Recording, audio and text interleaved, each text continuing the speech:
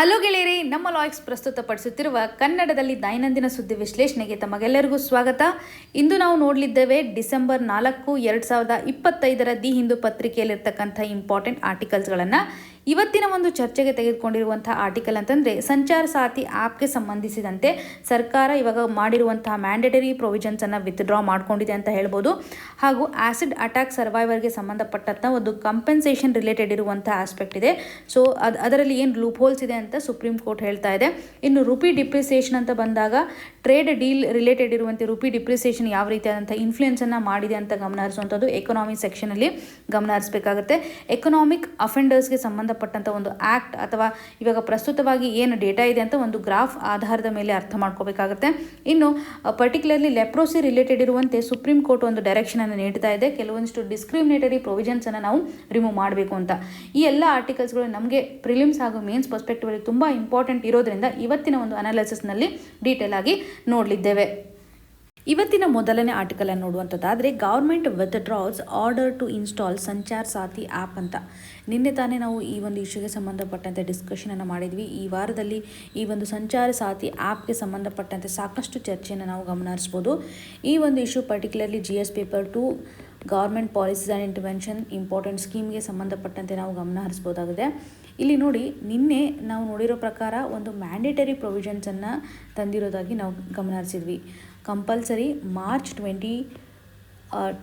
26 ಯಾವುದೇ ಒಂದು ಮೊಬೈಲನ್ನು ಮ್ಯಾನುಫ್ಯಾಕ್ಚರ್ ಮಾಡಿರುವಂಥ ಒಂದು ಸಂದರ್ಭದಲ್ಲಿ ಪ್ರೀ ಇನ್ಸ್ಟಾಲೇಷನನ್ನು ಮಾಡಬೇಕು. ಇದೊಂದು ಮ್ಯಾಂಡೇಟರಿ ಪ್ರೊವಿಷನ್ ಅಂತ ಸರ್ಕಾರ, ಅದರಲ್ಲೂ ಡಿಪಾರ್ಟ್ಮೆಂಟ್ ಆಫ್ ಟೆಲಿಕಮ್ಯುನಿಕೇಷನ್ ಅನೌನ್ಸ್ ಮಾಡಿರೋದಾಗಿ ನಾವು ನೋಡ್ತಾ ಇದ್ವಿ. ಸೊ ಇಲ್ಲಿ ನೀವು ಗಮನ ಹರಿಸ್ಬೋದು, ಇವಾಗ ಈ ಒಂದು ಮ್ಯಾಂಡೇಟರಿ ಪ್ರೊವಿಷನ್ಸನ್ನು ವಿತ್ಡ್ರಾ ಮಾಡಿದ್ದಾರೆ ಅಂತಲೇ ನೋಡ್ಬೋದು. ಸಂಚಾರ ಸಾಥಿ ಆ್ಯಪ್ನ ಒಂದು ಇಂಪಾರ್ಟೆನ್ಸು ನಮಗೆ ಎಕ್ಸಾಮಿನೇಷನ್ ಪರ್ಸ್ಪೆಕ್ಟಿವಲ್ಲಿ ಬೇಕಾಗುತ್ತೆ. ಇಲ್ಲಿ ಒಂದು ಚೇಂಜಸ್ ಏನಂತಂದರೆ ಮ್ಯಾಂಡೇಟರಿ ಪ್ರೊವಿಷನ್ಸ್ ಇಲ್ಲ ಅಂತ ಮಾತ್ರ ವಿತ್ಡ್ರಾ ಮಾಡಿರೋದಾಗಿ ನಾವು ನೋಡ್ತಾ ಇದ್ದೀವಿ. ಬಿಕಾಸ್ ಡಿಸೆಂಬರ್ 3 ನಾವು ನೋಡಿದಾಗ ಎಷ್ಟು ಜನ ಇನ್ಸ್ಟಾಲೇಷನನ್ನು ಮಾಡಿದ್ದಾರೆ, 6 lakh ಮೆಂಬರ್ಸ್ಗಳು ಇನ್ಸ್ಟಾಲೇಷನನ್ನು ಮಾಡಿರೋದಾಗಿ ನಾವು ನೋಡ್ತಾ ಇದ್ವಿ. ಇಲ್ಲಿ ಮ್ಯಾಂಡೇಟರಿ ಮಾಡ್ತಕ್ಕಂಥ ಒಂದು ಅವಶ್ಯಕತೆ ಇಲ್ಲ ಅಂತ ಮಾತ್ರ ಅವರು ಚೇಂಜಸನ್ನು ಮಾಡ್ತಾ ಇದ್ದಾರೆ ಅಂತ ಹೇಳ್ಬೋದು. ಬಿಕಾಸ್ ಇಲ್ಲಿ ಪ್ರೈವೇಸಿಯ ಒಂದು ಕ್ವಶನನ್ನು ನಾವು ಗಮನ ಹರಿಸ್ಬೋದು. ಬಿಕಾಸ್ ಪಬ್ಲಿಕ್ನ ಒಂದು ಕ್ರಿಟಿಸೈಸನ್ನು ನಾವು ನೋಡುವಂಥದ್ದಾದರೆ ಇಲ್ಲಿ ಸಾಕಷ್ಟು ಕನ್ಸರ್ನ್ ಇದೆ ಅಂತ ನಾವು ನಿನ್ನೆ ನೋಡಿದ್ವಿ. ಟ್ರಾನ್ಸ್ಪರೆನ್ಸಿ ಆಗಿರ್ಬೋದು ಅಥವಾ ಯಾವ ರೀತಿಯಾಗಿ ಒಂದು ಡೇಟಾ ಪ್ರೊಟೆಕ್ಷನ್ ಆಗುತ್ತೆ ಅನ್ನುವಂಥದ್ದಾಗಿರ್ಬೋದು, ಒಬ್ಬ ವ್ಯಕ್ತಿಯ ಅಟಾನಮಿಯನ್ನು ಸಹ ಇದು ವಯೋಲೇಟ್ ಮಾಡುವಂಥದ್ದಾಗಲಿ, ಅಂದರೆ ಪರ್ಟಿಕ್ಯುಲರ್ಲಿ ಒಂದು ಪ್ರೈವೇಸಿಗೆ ಸಂಬಂಧಪಟ್ಟ ಕ್ವಶನ್ನು ಸಹ ಕ್ರಿಯೇಟ್ ಮಾಡಿದೆ ಅಂತ.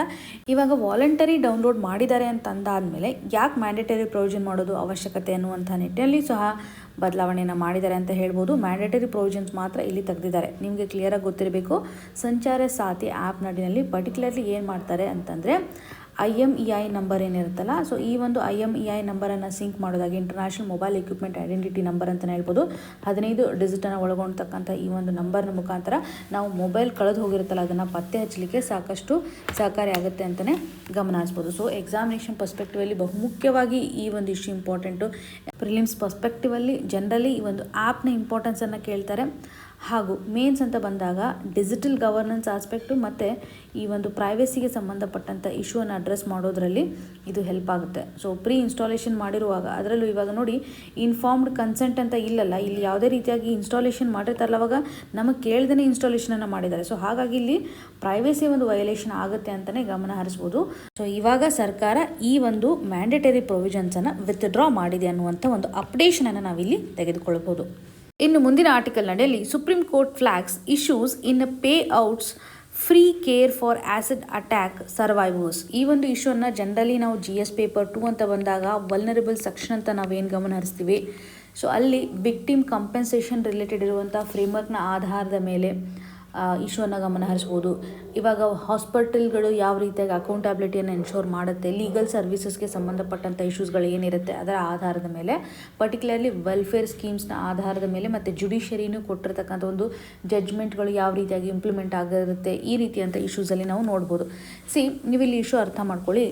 ಆ್ಯಸಿಡಿಂದ ಅಟ್ಯಾಕ್ ಆಗಿರುವಂತಹ ಸರ್ವೈವರ್ಸ್ಗಳು ಇರ್ತಾರಲ್ಲ, ಈ ಒಂದು ಸರ್ವೈವರ್ಸ್ಗೆ ರಿಲೇಟೆಡ್ ಇರುವಂಥ ಕಂಪೆನ್ಸೇಷನನ್ನು ಕೊಡಬೇಕು ಅಂತ ಸರ್ವೋಚ್ಚ ನ್ಯಾಯಾಲಯ ಈ ಮೊದಲು ಒಂದು ಡೈರೆಕ್ಷನನ್ನು ನೀಡಿರುವಂಥದ್ದು. ಬಟ್ ಇವಾಗ ಪ್ರಸ್ತುತವಾಗಿ ಈ ಒಂದು ಕಂಪೆನ್ಸೇಷನ್ ಪೇಮೆಂಟ್ ಏನಿದೆ ಅಥವಾ ಫ್ರೀ ಮೆಡಿಕಲ್ ಕೇರ್ ಏನಿದೆಯಲ್ಲ ಆ್ಯಸಿಡ್ ಸರ್ವೈವರ್ಸ್ಗೆ, ಅದರಲ್ಲೂ ಮಹಿಳೆಯರಿಗೆ ಸಂಬಂಧಪಟ್ಟಂತೆ ಸರಿಯಾಗಿ ಒಂದು ಇಂಪ್ಲಿಮೆಂಟೇಷನ್ ಆಗ್ತಾ ಇಲ್ಲ ಅಂತ ಹೇಳ್ಬೋದು. ಸೊ ಎರಡು ಇಶ್ಯೂನ ಅಡ್ರೆಸ್ ಮಾಡಲಿಕ್ಕೆ ಟ್ರೈ ಮಾಡ್ತಾ ಇದ್ದಾರೆ. ಪ್ರಪ್ರಥಮವಾಗಿ ಒಂದು ಕಂಪೆನ್ಸೇಷನ್ಗೆ ಸಂಬಂಧಪಟ್ಟಂತೆ ಹೇಗೆ ಹೇಗೆ ಒಂದು ಸ್ಟೇಟ್ ಕಂಪೆನ್ಸೇಷನನ್ನು ಕೊಡಬೇಕು ಅನ್ನುವಂಥ ನಿಟ್ಟಿನಲ್ಲಿ ಇನ್ನೊಂದು ಹಾಸ್ಪಿಟಲ್ ನಡಿನಲ್ಲಿ ಅವರಿಗೆ ಬೇಕಾಗಿರುವಂಥ ಮೆಡಿಕಲ್ ಕೇರ್ಗೆ ಸಂಬಂಧಪಟ್ಟಂತೆ ಈ ಒಂದು ಇಶ್ಯೂಗೆ ಸಂಬಂಧಿಸಿದಂತೆ ನಾವು ನೋಡುವಂಥದ್ದಾದರೆ ಹಿಸ್ಟಾರಿಕಲಿ ಯಾವ ರೀತಿಯಾದಂಥ ಒಂದು ಜಡ್ಜ್ಮೆಂಟನ್ನು ಕೊಟ್ಟಿದೆ. 2006ರಲ್ಲಿ ಒಂದು ಕೇಸ್ ಬರುತ್ತೆ. ಲಕ್ಷ್ಮಿ ಅಂತಕ್ಕಂಥ ಒಬ್ಬ 15 ವರ್ಷದ ಮಹಿಳೆ. ಸೊ ಆ ಮಹಿಳೆಗೆ ಆಗಿರುವಂಥ ಒಂದು ಆ್ಯಸಿಡ್ ಅಟ್ಯಾಕ್ನಿಂದಾಗಿ ಪರ್ಟಿಕ್ಯುಲರ್ಲಿ ಸುಪ್ರೀಂ ಕೋರ್ಟ್ ಒಂದು ಜಡ್ಜ್ಮೆಂಟನ್ನು ನೀಡಿರುತ್ತೆ. ಆ ಒಂದು ಹಂತದಲ್ಲಿ ಒಂದು ಸುಮೋಟೋ ಕಾಗ್ನಿಸೆನ್ಸನ್ನು ಕನ್ಸಿಡರ್ ಮಾಡೋದ್ರ ಮುಖಾಂತರ 2006ರಲ್ಲಿ ಈ ಒಂದು ಇಶ್ಯೂವನ್ನು ಎಕ್ಸಾಮಿನೇಷನ್ ಮಾಡಿರೋದಾಗಿ ನಾವು ನೋಡ್ಬೋದು. ಸುಪ್ರೀಂ ಕೋರ್ಟ್ ತನ್ನಷ್ಟಕ್ಕೆ ಈ ಒಂದು ಇಶ್ಯೂಗೆ ಸಂಬಂಧಪಟ್ಟಂತಹ ಜಡ್ಜ್ಮೆಂಟ್ಸ್ಗಳನ್ನು ಕೊಟ್ಟಿರುವಂಥದ್ದಾಗಿ. ಸೊ ಇವಾಗ 2013ರಲ್ಲಿ ನಾವು ನೋಡುವಂಥದ್ದಾದರೆ ಪರ್ಟಿಕ್ಯುಲರ್ಲಿ ಈ ಒಂದು ಆ್ಯಸಿಡನ್ನು ಸೆಲ್ ಮಾಡುವಂಥ ಸಂದರ್ಭದಲ್ಲಿ ಯಾವುದೇ ರೀತಿಯಾದಂಥ ಪ್ರಿಸ್ಕ್ರಿಪ್ಷನ್ ಇಲ್ಲದೆ ಸೆಲ್ ಮಾಡಬಾರದು. ಪರ್ಟಿಕ್ಯುಲರ್ಲಿ ಓವರ್ ದ ಕೌಂಟೂರನ್ನು ಬ್ಯಾನ್ ಮಾಡಿರೋದಾಗಿ ನಾವು ನೋಡ್ತಾ ಇದ್ದೀವಿ. ಆ್ಯಸಿಡನ್ನು ಯಾವುದೇ ರೀತಿಯಾಗಿ ಪ್ರಿಸ್ಕ್ರಿಪ್ಷನ್ ಇಲ್ಲದೆ ಸೆಲ್ ಮಾಡುವಂತಿಲ್ಲ ಅಂತ. ಇದರೊಂದಿಗೆ ಮಿನಿಮಮ್ ಕಾಂಪೆನ್ಸೇಷನನ್ನು ಕೊಡಬೇಕು ಯಾರು ಸರ್ವೈವ್ ಆಗಿರ್ತಾರೆ ಅಂಥ ವ್ಯಕ್ತಿಗೆ, ಅದರಲ್ಲೂ ಆ್ಯಸಿಡ್ ಅಟ್ಯಾಕ್ನಿಂದ ಆಗಿರತಕ್ಕಂಥ ಸರ್ವೈವರ್ಸ್ ಮೆಂಬರ್ಗಳಿಗೆ. ಅಷ್ಟೇ ಅಲ್ಲದೆ ತುರ್ತು ಸಂದರ್ಭದಲ್ಲಿ ಯಾವುದೇ ರೀತಿಯಾಗಿ ಪ್ರೈವೇಟ್ ಹಾಸ್ಪಿಟಲ್ಸ್ಗಳು ಡಿನೈ ಮಾಡುವಂತಿಲ್ಲ. ಪ್ರೈವೇಟ್ ಹಾಸ್ಪಿಟಲ್ಸ್ಗಳು ಮ್ಯಾಂಡೇಟರಿ ಕೇರನ್ನು ಪ್ರೊವೈಡ್ ಮಾಡಬೇಕು ಅನ್ನುವಂಥ ನಿಟ್ಟಿನಲ್ಲಿ 2015ರಲ್ಲಿ ಮತ್ತೆ ಏನು ಮಾಡ್ತಾರೆ, ಕಾಂಪೆನ್ಸೇಷನ್ ಮತ್ತು ಟ್ರೀಟ್ಮೆಂಟ್ ನಾರ್ಮ್ಸ್ಗೆ ಸಂಬಂಧಪಟ್ಟಂತೆ ರೀಇಟಿರೇಟೆಡ್ ಅನ್ನುವಂಥದ್ದಾಗಿ ಕಾಣ್ಬೋದು. ಅಂದರೆ ಮತ್ತೆ ಅದನ್ನು ಎಂಫಸಿಸ್ ಮಾಡಿರೋದಾಗಿ, ಅದರ ಬಗ್ಗೆ ಒಂದು ಒತ್ತು ಹೇಳಿರುವಂಥದ್ದಾಗಲಿ, ಅದರ ಬಗ್ಗೆ ಒಂದು ಅವೇರ್ನೆಸ್ಸನ್ನು ತರುವಂಥದ್ದಾಗಲಿ 2015ರಲ್ಲಿ ಮತ್ತೆ ಆರ್ಡರನ್ನು ನಾವು ಗಮನ ಹರಿಸ್ಬೋದು. ಇದರೊಂದಿಗೆ ಡಿಸ್ಟಿಕ್ ಲೆವೆಲಲ್ಲಿ ಇರ್ತಕ್ಕಂತಹ district legal service authority, so ಈ ಒಂದು ಅಥಾರಿಟಿಯನ್ನು ಕ್ರಿಮಿನಲ್ ಇಂಜುರೀಸ್ ಕಾಂಪೆನ್ಸೇಷನ್ ಬೋರ್ಡ್ ಆಗಿ ಆ್ಯಕ್ಟ್ ಮಾಡುತ್ತೆ ಅಂತ ಹೇಳ್ತಾರೆ. ಸೊ ಕಂಪೆನ್ಸೇಷನ್ಗೆ ಸಂಬಂಧಪಟ್ಟಂಥ ಒಂದು ಬೋರ್ಡ್ ಯಾವುದೇ ರೀತಿಯಂಥ ಕ್ರಿಮಿನಲ್ ಇಂಜುರೀಸ್ ಆಗಿರುತ್ತಲ್ಲ, ಈ ಒಂದು ಸಂದರ್ಭದಲ್ಲಿ ಕಂಪೆನ್ಸೇಷನ್ ಬೋರ್ಡ್ಸ್ಗಳಾಗಿ ಇವು ಆ್ಯಕ್ಟ್ ಮಾಡ್ತವೆ. ಡಿಸ್ಟ್ರಿಕ್ಟ್ ಲೀಗಲ್ ಸರ್ವಿಸ್ ಅಥಾರಿಟಿಗೆ ಒಂದು ಹೊಸದಾಗಿರುವಂಥ ಕಾರ್ಯವನ್ನು ಒದಗಿಸ್ತಾರೆ. ಸೊ ಈ ರೀತಿಯಂಥ ಡೈರೆಕ್ಷನನ್ನು 2015ರಲ್ಲಿ ಕೊಟ್ಟಿರೋದಾಗಿ ನಾವು ಗಮನ ಹರಿಸ್ಬೋದು. 2024 ಮತ್ತು 2025ರಲ್ಲಿ ನಾವು ನೋಡುವಂಥದ್ದಾದರೆ ಪರ್ಟಿಕ್ಯುಲರ್ಲಿ ಒಂದು ಸ್ಟೇಟ್ ಲೀಗಲ್ ಸರ್ವಿಸ್ ಅಥಾರಿಟಿಗೆ ಸಂಬಂಧಪಟ್ಟಂತೆ, ಸೊ ಈ ಒಂದು ಸ್ಟೇಟ್ ಲೀಗಲ್ ಸರ್ವಿಸ್ ಅಥಾರಿಟೀಸ್ ಏನಿದೆಯಲ್ಲ ಇವರನ್ನು ಅಪ್ರೋಚ್ ಮಾಡೋದ್ರ ಮುಖಾಂತರ ಒಂದು ಲೀಗಲ್ ಸರ್ವಿಸ್ ಕಮಿಟಿಯನ್ನು ಸೆಟಪ್ ಮಾಡಬೇಕು. ಒಂದು ವೇಳೆ ಕಂಪೆನ್ಸೇಷನ್ ಡಿಲೇ ಆಗಿರುತ್ತಲ್ಲ ಆವಾಗ ಒಂದು ಕಮಿಟಿಯನ್ನು ಸೆಟಪ್ ಮಾಡಬೇಕು ಅನ್ನುವಂಥದ್ದಾಗಿ ಡೈರೆಕ್ಷನನ್ನು ನೀಡ್ತಾ ಇದೆ ಅಂತಲೇ ನೋಡ್ಬೋದು. ಇನ್ನು ಪ್ರಸ್ತುತವಾಗಿ 2025ರಲ್ಲಿ ಡೈರೆಕ್ಟಾಗಿ ಒಂದು ನೋಟಿಸನ್ನು ಇಶ್ಯೂ ಮಾಡ್ತಾ ಇದೆ. ನ್ಯಾಷನಲ್ ಲೀಗಲ್ ಸರ್ವಿಸ್ ಅಥಾರಿಟಿ ಏನಿದೆಯಲ್ಲ ಇದು ಏನು ಮಾಡಬೇಕಾಗಿದೆ, ಎಲ್ಲ ಒಂದು ಸ್ಟೇಟ್ ವೈಸ್ ಡೇಟಾವನ್ನು ಕಲೆಕ್ಟ್ ಮಾಡಬೇಕಾಗತ್ತೆ. ಎಷ್ಟರ ಮಟ್ಟಿಗೆ ಕಾಂಪೆನ್ಸೇಷನ್ಗಳು ಇವಾಗ ಕೊಟ್ಟಿದ್ದಾರೆ, ಏನೇನು ಇಶ್ಯೂಸ್ ಇದೆ, ಯಾಕೆ ಡಿಲೇ ಆಗ್ತಾ ಇದೆ, ಫಂಡ್ಗೆ ಸಂಬಂಧಪಟ್ಟಂಥ ಇಶ್ಯೂಸ್ಗಳು ಏನಿದೆ ಅನ್ನೋದ್ರ ಬಗ್ಗೆ ಸರಿಯಾದಂಥ ಒಂದು ಡೇಟಾವನ್ನು ಕಲೆಕ್ಟ್ ಮಾಡಿ ಅಂತ ನ್ಯಾಷನಲ್ ಲೀಗಲ್ ಸರ್ವಿಸ್ ಅಥಾರಿಟಿಗೆ ಒಂದು ಆರ್ಡರ್ನ ಇಶ್ಯೂ ಮಾಡಿದೆ ಅಂತಲೇ ಗಮನ ಹರಿಸ್ಬೋದು. ಇಲ್ಲಿ ನಿಮಗೆ ಒಂದು ಸಿಂಪಲ್ ಕ್ವಶನನ್ನು ಕೇಳುವಂಥದ್ದಾದರೆ, ನ್ಯಾಷನಲ್ ಲೀಗಲ್ ಸರ್ವಿಸ್ ಅಥಾರಿಟಿ ಯಾವಾಗ ಜಾರಿಗೆ ಬಂದಿದೆ, ಇಯರನ್ನು ಕಮೆಂಟ್ ಸೆಕ್ಷನಲ್ಲಿ ಮೆನ್ಷನ್ ಮಾಡಿ. ಇಲ್ಲಿ ಕಂಪೆನ್ಸೇಷನ್ ಹಾಗೂ ಮೆಡಿಕಲ್ ಕೇರ್ಗೆ ಸಂಬಂಧಪಟ್ಟಂತಹ ಇಶ್ಯೂ ಪ್ರಸ್ತುತವಾಗಿ ಯಾವ ರೀತಿಯಾಗಿದೆ ಅಂತಂದರೆ, ಜಡ್ಜ್ಮೆಂಟನ್ನು ಕೊಡುವಂಥ ಸಂದರ್ಭದಲ್ಲಿ ಪರ್ಟಿಕ್ಯುಲರ್ಲಿ ಆ್ಯಸಿಡಿಂದ ಸರ್ವೈವ್ ಆಗಿರ್ತಾರಲ್ಲ ಆ ವ್ಯಕ್ತಿಗೆ ಮಿನಿಮಮ್ 3 lakhs ಕೊಡಬೇಕು ಅನ್ನುವಂಥದ್ದಾಗಿ ಹೇಳಿರುತ್ತೆ. ಸೊ ಮಿನಿಮಮ್ 3 lakh ಪೇ ಮಾಡಬೇಕು ಕಂಪೆನ್ಸೇಷನ್ ಆಗಿ. ಈ 3 lakh ನಡಿನಲ್ಲಿ ಪರ್ಟಿಕ್ಯುಲರ್ಲಿ 1 lakh ಅಮೌಂಟನ್ನು ಕೊಡುವಂಥ ಸಂದರ್ಭದಲ್ಲಿ 15 days, ಇವಾಗ ಆ್ಯಸಿಡ್ ಅಟ್ಯಾಕ್ ಆಗಿರುತ್ತಲ್ಲ ಆ ಒಂದು ಸಂದರ್ಭದಲ್ಲಿ 15 ದಿನಗಳ ಒಳಗಾಗಿ 1 ಲಕ್ಷ ರೂಪಾಯಿನ ಕೊಡಬೇಕು ಅಂತ, ರಿಮೈನಿಂಗ್ 2 lakh rupees ಏನಿರುತ್ತಲ್ಲ ಈ ಒಂದು 2 lakh rupees 2 months ಟೈಮ್ ತೊಗೊಂಡು ಕೊಡಬೇಕು ಅನ್ನುವಂಥದ್ದಾಗಿಯೂ ಸಹ ಜಡ್ಜ್ಮೆಂಟನ್ನು ಕೊಟ್ಟಿರುತ್ತೆ. ಇವಾಗ ಪ್ರಸ್ತುತವಾಗಿ ಮಹಾರಾಷ್ಟ್ರ, ಉತ್ತರ ಪ್ರದೇಶ ಇಲ್ಲೆಲ್ಲ ನೋಡಿದ್ರೆ ಆ್ಯಸಿಡಿಂದ ಸರ್ವೈವ್ ಆಗಿರ್ತಕ್ಕಂಥ ವ್ಯಕ್ತಿಗಳು ಕೇವಲ 1 ಲಕ್ಷ ರೂಪಾಯಿ ರಿಸೀವ್ ಮಾಡಿರೋದನ್ನು ನಾವು ನೋಡ್ತಾ ಇದ್ದೀವಿ. ಅವ್ರಿಗೆ ಕೊಡಬೇಕಾಗಿರುವಂಥ ಇನ್ನೂ 2 ಲಕ್ಷ ರೂಪಾಯಿಯನ್ನು ಕೊಟ್ಟಿಲ್ಲ ಅಂತಲೇ ನೋಡ್ಬೋದು. ಇದು ಕಂಪೆನ್ಸೇಷನ್ಗೆ ಸಂಬಂಧಪಟ್ಟಂಥ ಇಶ್ಯೂವನ್ನು ಐಡೆಂಟಿಫೈ ಮಾಡ್ಬೋದು. ಇನ್ನು ಹಾಸ್ಪಿಟಲಲ್ಲಿರ್ತಕ್ಕಂತಹ ಇಶ್ಯೂ ಏನಿತ್ತು, ಇಮಿಡಿಯೇಟಾಗಿ ಎಮರ್ಜೆನ್ಸಿ ಸಂದರ್ಭದಲ್ಲಿ ಟ್ರೀಟ್ಮೆಂಟನ್ನು ಕೊಡಬೇಕು ಅಂತ ನೋಡಿದ್ವಲ್ವಾ. ಸೊ ಈ ಒಂದು ಎಮರ್ಜೆನ್ಸಿ ಟ್ರೀಟ್ಮೆಂಟನ್ನು ಕೊಡುವಂಥ ಸಂದರ್ಭದಲ್ಲಿ ಸಾಕಷ್ಟು ಹಾಸ್ಪಿಟಲ್ಸ್ಗಳು ಏನು ಮಾಡ್ತಾ ಇದೆ ಅಂತಂದರೆ ರೆಫ್ಯೂಸ್ ಮಾಡ್ತಾ ಇರೋದನ್ನು ನಾವು ನೋಡ್ತಾ ಇದ್ದೀವಿ. ಸೊ ಹಾಸ್ಪಿಟಲ್ಗೆ ಸಂಬಂಧಿಸಿದಂತೆ ನಾವು ನೋಡುವಂಥದ್ದಾದರೆ ಹಾಸ್ಪಿಟಲಲ್ಲಿ ಸಾಕಷ್ಟು ಕೇಸಸ್ಗಳನ್ನು ರೆಫ್ಯೂಸ್ ಮಾಡ್ತಾ ಇದ್ದಾರೆ ಅನ್ನುವಂಥ ಇಶ್ಯೂವನ್ನು ನಾವಿಲ್ಲಿ ಗಮನ ಹರಿಸ್ಬೋದು. ಸೊ ಪರ್ಟಿಕ್ಯುಲರ್ಲಿ ಇವಾಗ ಪ್ರೈವೇಟ್ ಹಾಸ್ಪಿಟಲ್ಸ್ ನಡೆಯಲ್ಲಿ ಅವರು ಫ್ರೀ ಫಸ್ಟ್ ಏಡನ್ನು ಕೊಡಬೇಕಾಗುತ್ತೆ ಅಥವಾ ಎಮರ್ಜೆನ್ಸಿ ಕೇರನ್ನು ಕೊಡಬೇಕಾಗುತ್ತೆ. ಈ ಒಂದು ಸಂದರ್ಭಕ್ಕೆ ಸಂಬಂಧಪಟ್ಟಂತೆ ಭಾಳ ಹಾಸ್ಪಿಟಲ್ಸ್ ನಡೆಯಲ್ಲಿ ಪೇಮೆಂಟನ್ನು ಮಾಡಬೇಕು ಅನ್ನುವಂಥ ಒಂದು ಡಿಮ್ಯಾಂಡ್ನ ಆಧಾರದ ಮೇಲೆ ಸಮ್ಟೈಮ್ಸ್ ಏನಾಗುತ್ತೆ ಇದು ಕ್ರಿಮಿನಲ್ ಲಯಬಲ್ ಆಗುತ್ತೆ ಅನ್ನುವಂಥ ನಿಟ್ಟಿನಲ್ಲಿಯೂ ರೆಫ್ಯೂಸ್ ಮಾಡ್ತಾರೆ. ಸೊ ಕ್ರಿಮಿನಲ್ ಚಾರ್ಜಸ್ ಬರ್ಬೋದು. ಮತ್ತು ಹಾಸ್ಪಿಟಲ್ಸ್ಗಳು ಇವಾಗ ಕಂಪ್ಲೀಟಾಗಿ ಒಂದು ಪ್ರೊಸೀಜರ್ ನಡೆಯಲ್ಲಿ ಇನ್ವಾಲ್ವ್ ಆಗಬೇಕಾಗತ್ತೆ ಮುಂದಿನ ಹಂತದಲ್ಲಿ ಅಂತ ಡಿಸೈಡ್ ಆಗಿ ರೆಫ್ಯೂಸ್ ಮಾಡ್ತಾ ಇರುವಂಥ ಎಕ್ಸಾಂಪಲ್ಸ್ಗಳನ್ನು ನಾವು ಕಾಣ್ತಾ ಇದ್ವಿ. ಸೊ ಬೇಸಿಕಲಿ ಎರಡು ಆಸ್ಪೆಕ್ಟ್ನ ಆಧಾರದ ಮೇಲೆ ಕಂಪೆನ್ಸೇಷನ್ ಅಡಿಯಲ್ಲಿ ಏನು ಇಶ್ಯೂ ಇದೆ, ಮೆಡಿಕಲ್ ಕೇರ್ ಅಡಿಯಲ್ಲಿ ಏನು ಇಶ್ಯೂ ಇದೆ ಅಂತ ಐಡೆಂಟಿಫೈ ಮಾಡಿ ಸುಪ್ರೀಂ ಕೋರ್ಟು ಇವಾಗ ಸರಿಯಾದಂಥ ಒಂದು ಡೇಟಾವನ್ನು ಕಲೆಕ್ಟ್ ಮಾಡ್ತಾ ಇದೆ. ಬಿಕಾಸ್ ಪ್ರಾಪರಾಗಿ ಒಂದು ಜಡ್ಜ್ಮೆಂಟನ್ನು ಕೊಡಬೇಕು ಅಥವಾ ಡೈರೆಕ್ಷನನ್ನು ನೀಡಬೇಕು ಅಂತಂದರೆ data and facts are very very important for our judiciary system, right? So ಇವಾಗ ಏನು ಮಾಡಿದೆ, 2025ರಲ್ಲಿ ನ್ಯಾಷನಲ್ ಲೀಗಲ್ ಸರ್ವಿಸ್ ಅಥಾರಿಟಿಗೆ ಡೈರೆಕ್ಷನ್ ನೀಡ್ತಾ ಇದೆ ಕಂಪ್ಲೀಟಾಗಿ ಏನೇನು ಪ್ರಾಬ್ಲಮ್ ಇದೆ ಅಂತ ಒಂದು ಡೇಟಾವನ್ನು ಕಲೆಕ್ಟ್ ಮಾಡಿ ಅಂತ. ಇಷ್ಟರ ಮಟ್ಟಿಗೆ ನಮಗೆ ಈ ಒಂದು ಇಶ್ಯೂ ಇಂಪಾರ್ಟೆಂಟ್ ಆಗುತ್ತೆ. ಸೊ ಪರ್ಟಿಕ್ಯುಲರ್ಲಿ ಪ್ರಿಲಿಮ್ಸು ಇಂಪಾರ್ಟೆಂಟು ಹಾಗೂ ಮೇನ್ಸ್ ಆಸ್ಪೆಕ್ಟ್ ನಡಿನಲ್ಲೂ ಸಹ ಗವರ್ನೆನ್ಸ್ ಇಶ್ಯೂಸ್ ಆಗಿರ್ಬೋದು. ಸಮ್ಟೈಮ್ಸ್ ಇವಾಗ ಎಥಿಕ್ಸ್ ನಡಿನಲ್ಲೂ ಯೂಸ್ ಮಾಡ್ಕೋಬೋದು. ಫಾರ್ ಎಕ್ಸಾಂಪಲ್ ಇವಾಗ ಮಾರಲ್ ಆ್ಯಂಡ್ ಲೀಗಲ್ ಆಬ್ಲಿಗೇಷನ್ಗೆ ಸಂಬಂಧಪಟ್ಟಂತೆ ಹೆಲ್ತ್ ಕೇರ್ ಸಿಸ್ಟಮ್ ಯಾವ ರೀತಿಯಾಗಿ ರೆಸ್ಪಾನ್ಸನ್ನು ತೋರಿಸ್ತಾ ಇದೆ. ಬಿಕಾಸ್ ನೋಡಿ, ಇಲ್ಲಿ ಆ್ಯಸಿಡ್ ರಿಲೇಟೆಡ್ ಇರುವಂಥ ಸರ್ವೈವರ್ಸ್ಗಳು ಎಷ್ಟೊಂದು ಟ್ರೋಮಾ ಒಳಗಾಗಿರ್ತಾರೆ. ಇಂಥ ಸಂದರ್ಭದಲ್ಲಿ ಅವರನ್ನು ರೆಫ್ಯೂಸ್ ಮಾಡುವಂಥದ್ದು ಆಲ್ರೆಡಿ ಸುಪ್ರೀಂ ಕೋರ್ಟು ಇಲ್ಲಿ ಡೈರೆಕ್ಷನ್ ನೀಡಿದ್ರೂ ಸಹ ಫಾಲೋಅಪ್ಪನ್ನು ಮಾಡ್ತಾ ಇಲ್ಲ. ಕಂಟೆಂಪ್ಟ್ ಆಫ್ ಕೋರ್ಟ್ ಆಗುತ್ತಲ್ವ. ಸೊ ಇವಾಗ ವಿಕ್ಟಿಮ್ಗೆ ಸಂಬಂಧಪಟ್ಟಂತೆ ಕಂಪೆನ್ಸೇಷನ್ ಫ್ರೇಮ್ವರ್ಕ್ನಲ್ಲೂ ಏನು ಪ್ರಾಬ್ಲಮ್ ಆಗಿದೆ, ಹಾಸ್ಪಿಟ್ಲ ಒಂದು ಅಕೌಂಟಬಿಲಿಟಿಗೂ ಸಹ ಕ್ವಶನನ್ನು ಇದು ಕ್ರಿಯೇಟ್ ಮಾಡ್ತಾ ಇದೆ ಅನ್ನುವಂಥ ನಿಟ್ಟಿನಲ್ಲಿ ಈ ಒಂದು ಇಶ್ಯೂನ ನಾವು ಅಡ್ರೆಸ್ ಮಾಡ್ಬೋದು. ಇನ್ನು ಮುಂದಿನ ಇಶ್ಯೂನ ನೋಡುವಂಥದ್ದಾದರೆ sinking rupee awaits clarity on trade deal. ಈ ಒಂದು ಇಶ್ಯೂನ GS ಪೇಪರ್ 3 ನಡಿನಲ್ಲಿ ಇಂಡಿಯನ್ ಎಕಾನಮಿಗೆ ಸಂಬಂಧಪಟ್ಟಂತೆ ಎಕ್ಸ್ಟರ್ನಲ್ ಸೆಕ್ಟರ್ಲಿ ಕನೆಕ್ಟ್ ಮಾಡ್ಬೋದು. ಎಕ್ಸ್ಚೇಂಜ್ ರೇಟ್ ಮ್ಯಾನೇಜ್ಮೆಂಟ್ಗೆ ಸಂಬಂಧಪಟ್ಟಂತೆ ಅಥವಾ ಟ್ರೇಡ್ ಡೀಲ್ ಆಗಿರ್ಬೋದು, ಮಾನಿಟರಿ ಪಾಲಿಸಿ ಆಸ್ಪೆಕ್ಟ್, ಈ ರೀತಿಯಾದಂಥ ಇಶ್ಯೂಸ್ನಲ್ಲಿ ಬಹುಮುಖ್ಯವಾಗಿ ಬೇಕಾಗಿರುವಂಥ ಒಂದು ಆರ್ಟಿಕಲ್ ಅಂತಲೇ ಹೇಳ್ಬೋದು. ಇಲ್ಲಿ ನೀವು ಗಮನಹರಿಸಿ, ಇವಾಗ ನಮ್ಮ ಒಂದು ರುಪಿ ಶ್ರಿಂಕಿಂಗ್ ಆಗ್ತಾ ಇದೆ ಅಂತಲೇ ಇಲ್ಲಿ ಮೆನ್ಷನ್ ಮಾಡ್ತಾ ಇದ್ದಾರೆ. ಸೊ ಪ್ರಸ್ತುತವಾಗಿ $1 ತೆಗೆದುಕೊಂಡ್ರೆ ನಮ್ಮ ಭಾರತದ ಒಂದು ಕರೆನ್ಸಿ ಎಷ್ಟರ ಮಟ್ಟಿಗೆ ತೂಗುತ್ತೆ ಅಂದರೆ ರುಪಿ 90.15 ರುಪಿಯನ್ನು ಕೊಟ್ಟರೆ $1 ನಮಗೆ ಸಿಕ್ಕುತ್ತೆ ಅಂತಲೇ ಗಮನ ಹರಿಸ್ಬೋದು. ಸೊ ಈ ಒಂದು ಕಂಟೆಕ್ಸ್ಟ್ ಅಂತ ಗಮನ ಹರಿಸಿದಾಗ ನಮ್ಮ ರುಪಿ ಇವಾಗ ಕಂಪ್ಲೀಟಾಗಿ ಡಿಪ್ರಿಷಿಯೇಟ್ ಆಗ್ತಾ ಇದೆ. ಇವಾಗ ಡಿಪ್ರಿಷಿಯೇಟ್ ಆಗ್ತಾ ಇದೆ ಅಂತಂದರೆ ಡಾಲರ್ನ ಒಂದು ವ್ಯಾಲ್ಯೂ ಜಾಸ್ತಿ ಇದೆ, ನಮ್ಮ ರುಪಿಯ ಒಂದು ವ್ಯಾಲ್ಯೂ ಕಡಿಮೆ ಆಗ್ತಾ ಇದೆ ಅಂತಲೇ ಹೇಳ್ಬೋದು. ಇದು ರುಪಿ ಡಿಪ್ರಿಸಿಯೇಷನ್ ಅನ್ನುವಂಥ ಒಂದು ಕಾನ್ಸೆಪ್ಟು. ಅದೇ ಅಪ್ರಿಸಿಯೇಷನ್ ಅಂತ ಅಂದರೆ ಇದು ರಿವರ್ಸ್ ಕಂಡೀಷನ್ ಆಗಿರುತ್ತೆ. ಡಾಲರ್ ಕಡಿಮೆ ಆಗ್ತಾ ಬರೋದನ್ನು ನೋಡ್ಬೋದು. ಅಂದರೆ ನಮ್ಮ ಒಂದು ರುಪಿ ವ್ಯಾಲ್ಯೂ ಏನಿರುತ್ತಲ್ಲ ಕಡಿಮೆ ಇರುತ್ತೆ. ಸೊ ಇವಾಗ 80 ರುಪೀಸ್ ಹೋದರೆ ಅದನ್ನು ಮನಿ ಅಪ್ರಿಸಿಯೇಟ್ ಆಗಿದೆ ಅಂತ ಹೇಳ್ಬೋದು. ಅಂದರೆ ನಮ್ಮ ಒಂದು ರುಪಿ ಸ್ಟ್ರಾಂಗ್ ಆಗ್ತಾ ಇದೆ ಅಂತಲೇ ಹೇಳ್ಬೋದು ಅಪ್ರಿಷಿಯೇಟ್ ಕಂಡೀಷನಲ್ಲಿ. ಸೊ ನಮ್ಮ ಒಂದು ಮನಿ ಇವಾಗ ವೀಕ್ ಆಗ್ತಾ ಇದೆ ಇನ್ ಫ್ರಂಟ್ ಆಫ್ ಡಾಲರ್ ಅಂತಂದಾಗ ಅದನ್ನು ರುಪಿ ಡಿಪ್ರಿಸಿಯೇಷನ್ ಅನ್ನುವಂಥ ಒಂದು ಟರ್ಮಿಂದ ಯೂಸ್ ಮಾಡ್ತಾರೆ. ಇದಕ್ಕೆ ಕಾರಣಗಳು ಏನಿರಬಹುದು ಅಂತಂದರೆ ಪರ್ಟಿಕ್ಯುಲರ್ಲಿ US ಮತ್ತು ಇಂಡಿಯಾ ಟ್ರೇಡ್ಗೆ ಸಂಬಂಧಪಟ್ಟಂತೆ ಡಿಲೇ ಆಗಿದೆ. ಸೊ ಫೈನಲೈಸ್ ನಾವು ಮಾಡಿಲ್ಲ. ಅವರು ನಮ್ಮ ಮೇಲೆ ಹಾಕಿರುವಂಥ ಒಂದು ಟಾರಿಫಿಂದನೂ ಸಹ ಇಂಪ್ಯಾಕ್ಟ್ ಆಗ್ತಾ ಇದೆ ಅಂತ ಹೇಳ್ಬೋದು. ಕಳೆದ 6 ರಿಂದ 7 ಮಂತ್ ನೋಡಿದರೆ ಇದು ಪೆಂಡಿಂಗ್ ಇರುವಂಥದ್ದನ್ನೇ ನಾವು ಇಲ್ಲಿ ಗಮನ ಹರಿಸ್ತಾ ಇದ್ದೀವಿ ಅಂತ ರೀಸನನ್ನು ಆರ್ಟಿಕಲಲ್ಲಿ ಗಮನ ಹರಿಸ್ಬೋದು. ಇನ್ನೊಂದು ಮಾನಿಟರಿ ಹಾಗೂ ಫಿಸ್ಕಲ್ ಅಥಾರಿಟೀಸ್ಗಳ ಮಧ್ಯೆ ಸರಿಯಾದಂಥ ಒಂದು ಕಮ್ಯುನಿಕೇಷನ್ ಆಗ್ತಾ ಇಲ್ಲ ಅಂತಲೇ ಹೇಳ್ಬೋದು. ಸೆಂಟ್ರಲ್ ಬ್ಯಾಂಕ್ ಕಡೆಯಿಂದ ಆಗಿರ್ಬೋದು ಹಾಗೂ ಸರ್ಕಾರದ ಅಫಿಷಿಯಲ್ಸ್ ಅಂತಂದರೆ ಪರ್ಟಿಕ್ಯುಲರ್ಲಿ ಇವಾಗ ಫೈನಾನ್ಸ್ ಮಿನಿಸ್ಟ್ರಿ ಅಂತಲೇ ಗಮನ ಹರಿಸ್ಬೋದು. ಎರಡು ಅಥಾರಿಟೀಸ್ಗಳ ಮಧ್ಯೆ ಸರಿಯಾದಂಥ ಒಂದು ಕಮ್ಯುನಿಕೇಷನ್ ಆಗ್ತಾ ಇಲ್ಲ ಈ ಒಂದು ಇಶ್ಯೂಗೆ ಸಂಬಂಧಪಟ್ಟಂತೆ. ಫಾರಿನ್ ಇನ್ಸ್ಟಿಟ್ಯೂಷನಲ್ ಇನ್ವೆಸ್ಟರ್ಸ್ಗಳು ತಮ್ಮ ಒಂದು ಇಂಡಿಯನ್ ಸ್ಟಾಕನ್ನು ಸೆಲ್ಲಿಂಗ್ ಮಾಡ್ತಾ ಇರೋದನ್ನು ನೋಡ್ತಾ ಇದ್ದೀವಿ. ಸೊ ಸೆಲ್ಲಿಂಗ್ ಮಾಡಲಿಕ್ಕೆ ಕಾರಣಗಳೇನಿದೆ, ಇವಾಗ ನಾವು ಸರಿಯಾದಂಥ ಒಂದು ಡೀಲನ್ನು ಮಾಡಿಲ್ಲ ಅಂತಂದರೆ ಆಟೋಮೆಟಿಕ್ಲಿ ಇವಾಗ ಮನಿ ಡಿಪ್ರಿಷಿಯೇಟ್ ಆಗ್ತಾ ಇದೆ. ಮನಿ ಡಿಪ್ರಿಷಿಯೇಟ್ ಆಗ್ತಾ ಇದೆ ಅಂತಂದರೆ ಫಾರಿನ್ ಇನ್ಸ್ಟಿಟ್ಯೂಷನಲ್ ಇನ್ವೆಸ್ಟರ್ಸ್ಗಳ ಒಂದು ಟ್ರಸ್ಟ್ ಹೋಗ್ಬಿಡುತ್ತೆ. ಇದರಿಂದ ಏನಾಗುತ್ತೆ, ಬಿಗ್ಗೆಸ್ಟ್ ಇಶ್ಯೂ ಅಂತಂದರೆ ಫ್ಲೈಟ್ ಆಫ್ ಕ್ಯಾಪಿಟಲ್ ಅಂತ ಹೇಳ್ತೀವಿ. ಸೊ ನಮ್ಮ ದೇಶದಲ್ಲಿರ್ತಕ್ಕಂಥ ಡಾಲರ್ಸ್ಗಳು ಔಟ್ಫ್ಲೋ ಆಗ್ತಾ ಇರೋದನ್ನು ನೋಡ್ತಾ ಇದ್ದೀವಿ. ಸೊ ಇವಾಗ ನಮ್ಮ ಒಂದು ರುಪಿ ಡಿಪ್ರಿಷಿಯೇಟ್ ಆಗಲಿಕ್ಕೆ ಕಾರಣಗಳು ಏನಂತ ನಿಮಗೆ ಕ್ಲಿಯರಾಗಿ ಅರ್ಥ ಆಗಿರುತ್ತೆ.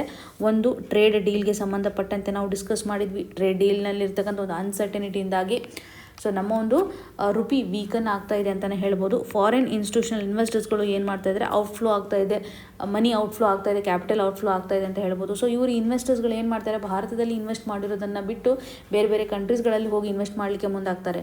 US, ಯುರೋಪ್, ಜಪಾನ್, ಕೊರಿಯಾ ಈ ರೀತಿಯಾಗಿ ಅಟ್ರಾಕ್ಟಿವ್ ಆಗಿರುವಂಥ ಇಂಟ್ರೆಸ್ಟ್ ರೇಟನ್ನು ಅವರು ಕೊಡ್ತಾ ಇರೋದ್ರಿಂದ ಪ್ರಸ್ತುತವಾಗಿ ಡಾಲರ್ಸ್ಗಳು ಔಟ್ಫ್ಲೋ ಆಗ್ತಾ ಇರೋದನ್ನು ನೋಡ್ತಾ ಇದ್ವಿ.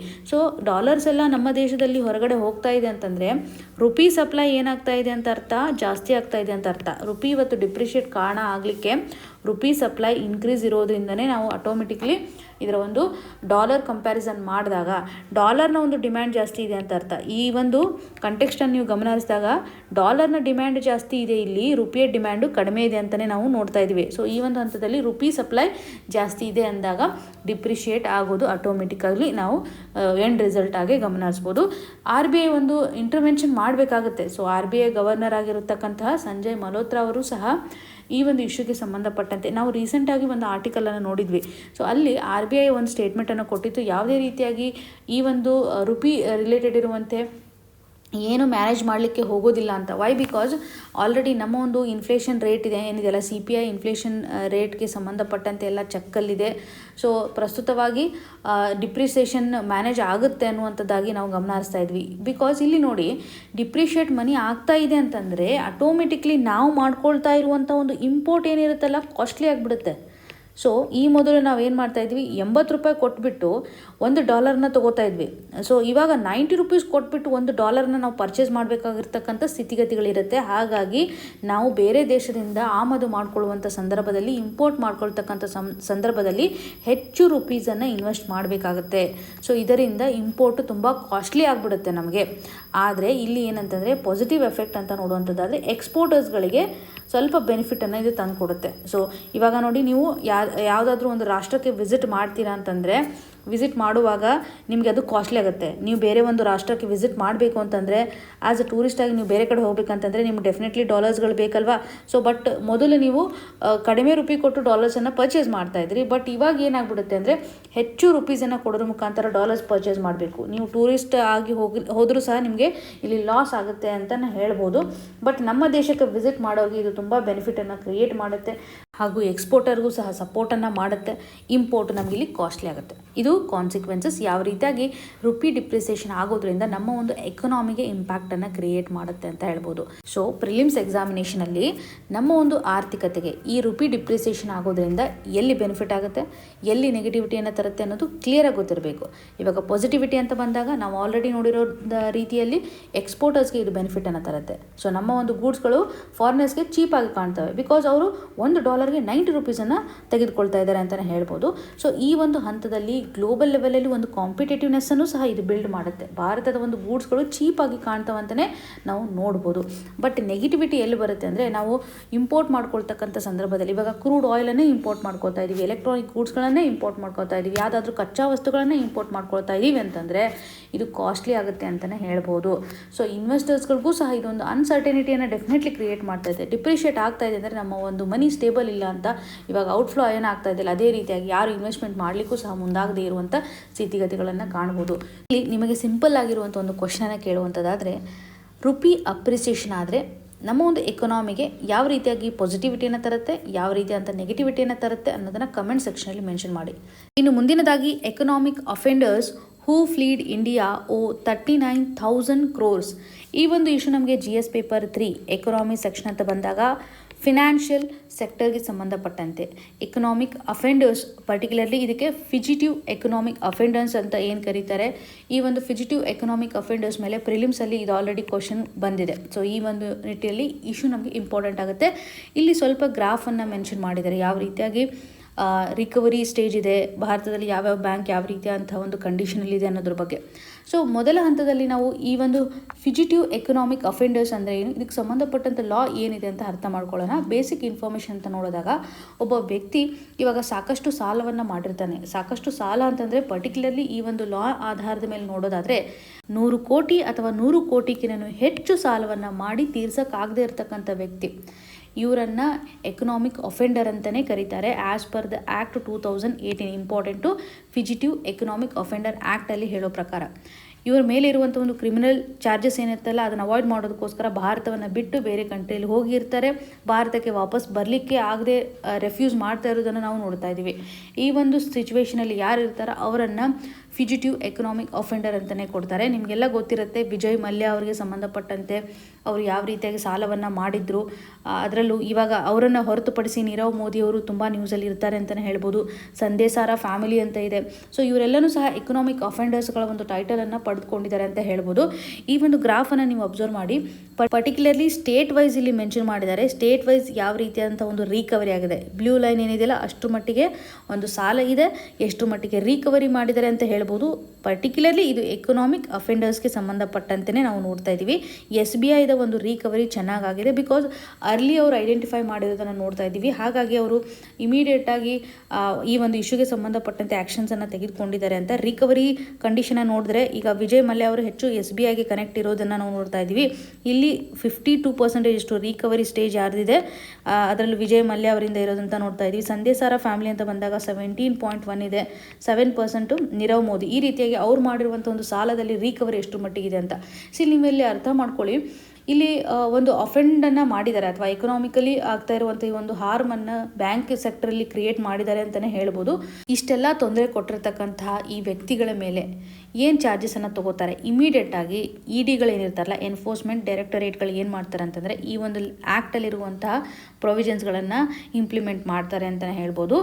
ಅವ್ರಿಗೆ ಸಂಬಂಧಪಟ್ಟಂಥ ಏನೇ ಪ್ರಾಪರ್ಟೀಸ್ ನಮ್ಮ ಇಂಡಿಯಾದಲ್ಲಿರ್ಬೋದು ಅಥವಾ ಹೊರ ದೇಶದಲ್ಲಿ ಅವರ ಏನೇ ಪ್ರಾಪರ್ಟೀಸ್ ಇದ್ದರೂ ಅಸೆಟ್ಸ್ ಇದ್ರೂ ಸಹ ಇಮಿಡಿಯೇಟಾಗಿ ಸೀಸ್ ಮಾಡಿಬಿಡ್ತಾರೆ.